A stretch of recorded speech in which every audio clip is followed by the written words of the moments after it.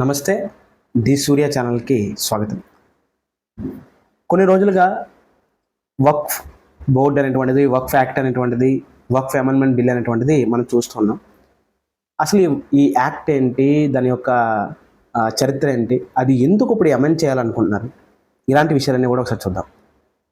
ముందుగా మనందరూ తెలుసు, వక్ఫ్ బోర్డ్ అనేటువంటిది ఒకటి ఉంటుంది. దాని కింద అనేకమైనటువంటి భూములు, ఆస్తులు ఉంటాయి. కానీ ఎంత మొత్తంలో ఉన్నాయి అనేటువంటి విషయాలు మనం చూసినట్టయితే ఆశ్చర్యకరమైనటువంటి విషయాలు బయటకు వస్తున్నాయి. ఎందుకంటే వక్ఫ్ బోర్డ్ కింద ఈ దేశంలో డిఫెన్స్ మరియు రైల్వేస్ తర్వాత అత్యధిక భూములు ఉన్నటువంటి బోర్డు ఏదైనా ఉందనంటే అది వక్ఫ్ బోర్డ్. ఒక్కసారి ఆ లిస్ట్ మనం చూస్తే కనుక 8,70,000 immovable properties, 16,173 movable properties, 3,56,031 estates. ఈ యొక్క ఎస్టేట్స్ యొక్క విస్తీర్ణమే సుమారుగా 8 లక్షల ఎకరాలు. ఇన్ని లక్షల ఎకరాల సంపద, ఇన్ని వేల ప్రాపర్టీస్ అనేటువంటివి వీరి కిందకి ఎలా వచ్చాయి? ఈ ప్రాపర్టీస్ వల్ల ఎంతమందికి న్యాయం జరుగుతుంది?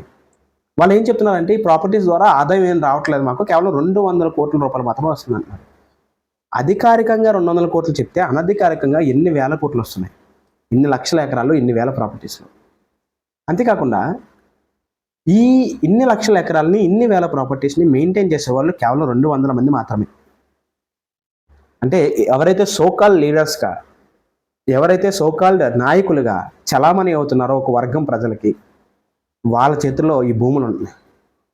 రీసెంట్గా కూడా చూసాం చాలా కేసెస్, ఈ భూములన్నీ కూడా ఆక్రమించుకుని అమ్ముకోవడం, దాని ద్వారా కేసెస్ కూడా పడడం, చాలామంది సామాన్యులు కూడా వక్ఫ్ అనేటువంటిది మా భూములను ఆక్రమించుకుంటుందని చెప్పి కేసులు వేయడం, ఇవన్నీ చూస్తున్నాం. అసలు ఈ వక్ఫ్ అనేటువంటిది ఏంటి, దాని మీనింగ్ ఏంటి? ఫస్ట్ వక్ఫ్ అంటే ఎవరైనా సామాన్యులు తన దగ్గర ఉన్నటువంటి భూమో, ఇల్లో, ఆస్తో ఏదో ఒకటి మతపరమైనటువంటి కార్యక్రమానికి ఇవ్వడం, నా తరపున భగవంతుడికి ఇవ్వడం అనేటువంటిది వక్ఫ్ అనేటువంటి మీనింగ్. అయితే దాన్నే 1995లో వక్ఫ్ యాక్ట్గా తీసుకొచ్చారు. దానికంటే ముందు 1954లో జవహర్లాల్ నెహ్రూ ఈ వక్ఫ్ యాక్ట్ని తీసుకొచ్చారు. కాకపోతే అది పూర్తిగా అధికారాలు లేదు. కానీ 1995లో వచ్చినటువంటి యాక్ట్ ఏదైతే ఉందో, పివి నరసింహారావు గారు ప్రధానిగా ఉన్నప్పుడు వచ్చినటువంటి యాక్ట్ ఏదైతే ఉందో, అపరిమితమైనటువంటి అధికారాలు ఇవ్వడం జరిగింది. దానికి మేజర్ కారణం ఓటు బ్యాంక్ రాజకీయాలు. ఒక వర్గం యొక్క ప్రజల యొక్క ఓట్లు రావాలి, మన అధికారం నిలుపుకోవడానికి ఎంత దారుణమైన యాక్ట్ అన్నా చేయొచ్చు అనేదానికి ఇది ఉదాహరణ. ఎందుకనంటే ఈ యాక్ట్లో 2 పాయింట్స్ చాలా చాలా ఇంపార్టెంట్. మొట్టమొదటిది, ఈ యాక్ట్లో ట్రిబ్యునల్ ఏర్పాటు చేశారు. ఈ ట్రిబ్యునల్ అనేటువంటిది కేసెస్ ఏవైతే ఉంటాయో, లిటిగేషన్ కేసెస్ అనేవి సెటిల్ చేస్తుంది. ఈ ట్రిబ్యునల్లో అందరూ కూడా ఒక వర్గం ప్రజలే ఉంటారు, వాళ్ళు చెప్పిన మాటే ఫైనల్. ఏదైనా లిటిగేషన్ వస్తే సామాన్యుడు వక్ఫ్ ట్రిబ్యునల్కి వెళ్ళాలి తప్ప, అంటే వక్ఫ్ భూములు ఏదైనా సరే క్లెయిమ్ చేసినప్పుడు సామాన్యుడు ఆ వక్ఫ్ బోర్డుకి వ్యతిరేకంగా మాట్లాడాలనుకుంటే కేవలం ట్రిబ్యునల్కి వెళ్ళి మాత్రమే కేసు ఫైట్ చేయాలి. హైకోర్టుకి కానీ సుప్రీంకోర్టుకి కానీ వెళ్ళేటువంటి అధికారం సామాన్యుడికి లేదు. ఆ కేసెస్ మీద మాట్లాడేటువంటి అధికారం కూడా సుప్రీంకోర్టుకి ఇవ్వలేదు. అంత పకడ్బందీగా చట్టం చేశారు.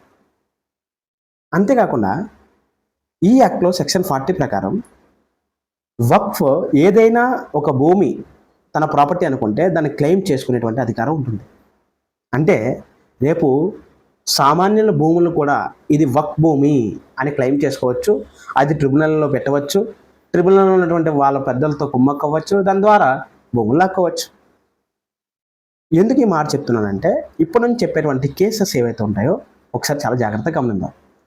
మొట్టమొదటిది, తమిళనాడులోని 7 విలేజెస్ని ప్లస్ అక్కడే ఉన్నటువంటి 1500 సంవత్సరాల క్రితం ఉన్నటువంటి పురాతనమైనటువంటి ఆలయాన్ని వక్ఫ్ బోర్డు అనేటువంటిది అదంతా వక్ఫ్ ఆస్తిగా క్లెయిమ్ చేసుకుంది.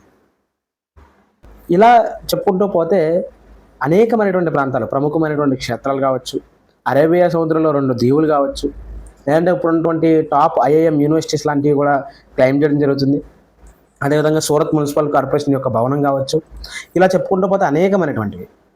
ఆఖరికి వీళ్ళ యొక్క క్లెయిమ్ ఎక్కడి వరకు వచ్చిందంటే, ఒక సామాన్యుడి వ్యక్తి దగ్గర నుంచి దేశంలో సంపన్నుడైనటువంటి అంబానీ హౌస్ ఏదైతే ఉందో, ముఖేష్ అంబానీ ఇల్లు ఏదైతే ఉందో ఆ ఇళ్ళ స్థలం కూడా వక్ఫ్ బోర్డుదే అని చెప్పి క్లెయిమ్ చేయడం జరిగింది.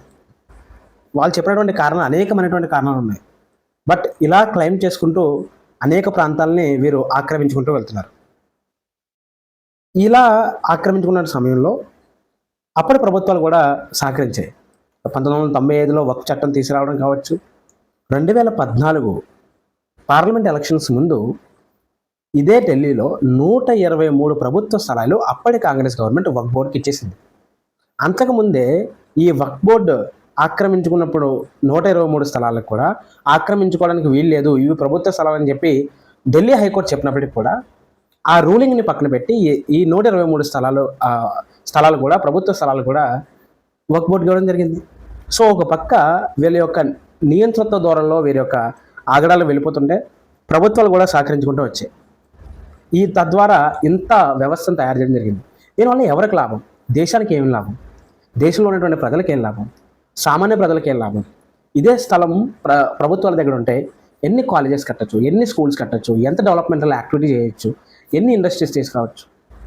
కొన్ని వక్ఫ్ చట్టం అనేటువంటిది నిజంగా కావాలి అని అనుకుంటే ఆ వర్గం ప్రజలకు కూడా కనీసం మేలు జరగలేనటువంటి చట్టం ఎందుకు? అనాథ శరణాలయాలు కానీ, స్కూల్స్ కానీ, కాలేజెస్ కానీ నిర్మించినటువంటి స్థలాలు ఎందుకు? ఇన్ని లక్షల ఎకరాలు కేవలం 200 మంది చేతిలో ఉండడం అనేటువంటిది చాలా దారుణమైనటువంటి విషయం. కాబట్టి ఇలాంటి చట్టాలని రద్దు చేయాలి లేదా అమెండ్ చేయాలి. ఇలాంటి చట్టాలకి వత్తాసు పలికేటువంటి వ్యక్తులను కూడా ప్రజలు గమనించాలి. ఒక వ్యవస్థ మనం రూపొందించుకున్న తర్వాత ఆ వ్యవస్థలో బతకాలి తప్ప వ్యవస్థలో మళ్ళీ ఇంకొక వ్యవస్థను తయారు చేసి ఈ దేశాన్ని నాశనం చేయాలనేటువంటి భావనతో ఉండడం అనేటువంటిది సరైనటువంటి వ్యవస్థ, సరైనటువంటి విషయం కాదు. ఇప్పుడు ఈ విషయాల్ని స్ట్రీమ్లైన్ చేయడానికి ప్రభుత్వం కొత్త చట్టం తీసుకొస్తుంది. ఆ చట్టంలో ఈ యొక్క అధికారాలన్నీ కూడా, ఈ భూముల పర్యవేక్షణ అధికారాలన్నీ కూడా డిస్ట్రిక్ట్ కలెక్టర్కి ఇవ్వడం జరుగుతుంది. అదేవిధంగా బోర్డు మెంబర్స్లో ఇప్పటి వరకు ఒకే వర్గం వాళ్ళు, అందరూ మగవాళ్ళు మాత్రం ఉండేవారు. ఇప్పుడు నాన్ ముస్లిమ్స్ని కూడా ఆ బోర్డులోకి ఎంటర్ చేయబోతున్నారు. అదేవిధంగా ముస్లిం ఉమెన్స్ కూడా ఈ బోర్డు మెంబర్స్కి అవకాశం ఇవ్వబోతున్నారు. అంతేకాకుండా ఏవైతే భూములు వీరి యొక్క ఆధీనంలో ఉన్నాయో ఇవన్నీ కూడా కంట్రోల్ ఆడిటర్ జనరల్ కాగ్ ఆడిట్లోకి తీసుకెళ్ళబోతున్నారు. తద్వారా ఏవి కబ్జాలు, ఏవి నిజమైన ఆస్తులు అనేటువంటి విషయాలు కూడా బయటకు వస్తాయి. అంతేకాకుండా ఇప్పటి వరకు వ్యాలిడ్ అఫీషియల్ డీడ్ కానీ డాక్యుమెంట్ కానీ లేదు. ఏ స్థలంకైనా వారల్గా కూడా ఇవ్వచ్చు, కొన్ని స్థలాలు అగ్రిమెంట్తో కూడా ఇవ్వాల్సిన అవసరం లేదు, వారల్గా ఇవ్వాలనుకున్నా సరే స్థలం ఇచ్చేయచ్చు. ఇప్పుడు అలా కాకుండా ఒక వ్యాలిడ్ అఫీషియల్ డాక్యుమెంట్, గవర్నమెంట్ డాక్యుమెంట్ని రిలీజ్ చేసి ఇది వక్ఫ్ బోర్డు అయితే వక్ఫ్ బోర్డు భూమి, ఇది కబ్జా అయితే కబ్జా అనేటువంటి ఒక వ్యాలిడ్ డాక్యుమెంట్ కూడా ఇవ్వడం జరుగుతుంది. సో ఇలాంటి ఒక మంచి అమెండ్మెంట్స్ని ఈ చట్టంలో తీసుకురాబోతున్నారు. తద్వారా వక్ఫ్ బోర్డుకి సంబంధించినటువంటి ప్రజలకి, సామాన్య ప్రజలకి, అదేవిధంగా దేశానికి కూడా ఒక మంచి అమెండ్మెంట్స్ అనేటువంటివి అవసరం ఉంది ఈ చట్టంలో. ఇలాంటి చట్టాలని ఖచ్చితంగా ప్రజలందరూ కూడా వ్యతిరేకించాలి.